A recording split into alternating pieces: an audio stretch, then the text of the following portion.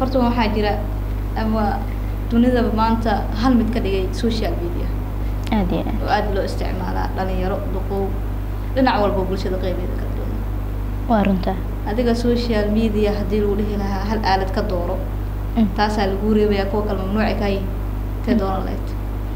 adkaatay ani laba meel baa jeclahay horta maya laba meel wax la ma jiro hal meel aad dooranayso hal aalad kaliya hal aalad kaliya hadii la yiraahdo Facebook iyo Messenger baa dooran lahaa oo isku xiran awaas ma kala go'i karaanba way aalad ugu badan aad ku madadaalato waqtiga faraaqada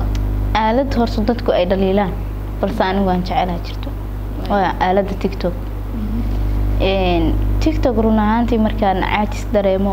markaan murug dareemo markaan waxay ka qaldan yihiin adigu TikTok aan aadaa waa iska daawadaa daqiiqada kadib waxaan arkaa anigoo dhowl cadeynay badaska wax waalan wax fiyow wax walba ka soo horbaxay ma garat adigoo qoslayso arkaysa anigana hal mid baan aaminsan oo aaladaha ku saabsan horta aaladuhu way kala yihiin Instagram-ka oo kaleete waa aalad oo dad badan ay ku xiran yihiin dad badan oo hada iilayta loo adeegsado sawirra loo adeegsada anigu kuma badni bishii hal mar inaan soo fiiriyaa laga yaabaa oo soo booqdo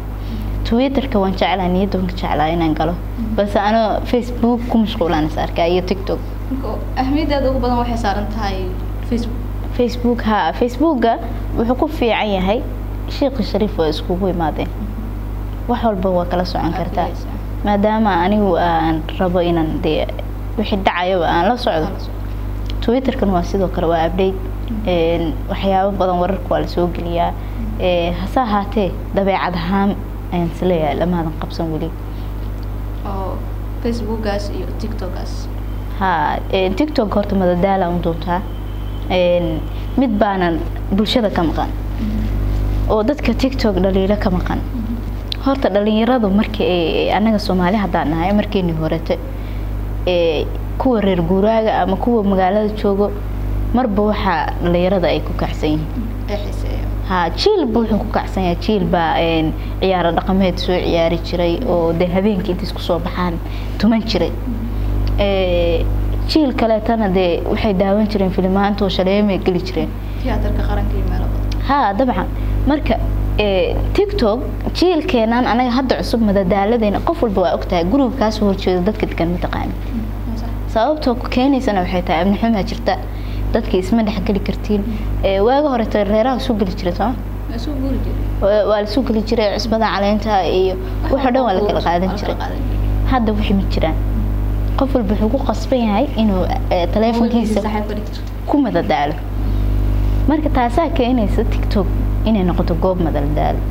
aniga dhaqan xumo ka jirto marka la dhahana laftigeeda waxaan isleeyahay dhaqan xumada awal bay jirto hadda meel laga arko ayaa la helay dhaqan xumadii hore u jirtay hadda la soo bixinaya dabcan waaya dhaxla waxa socday jaamaal aadi jiray dhalinyaraduna waa iska garan kartaa ciyaal jaam waaya hebel ciyaal jaam waaya la jiray hadda hebel ciyaal TikTok waaya waliba qaybta kuwaas waaya noocaas ah baa la leeyahay Soomaa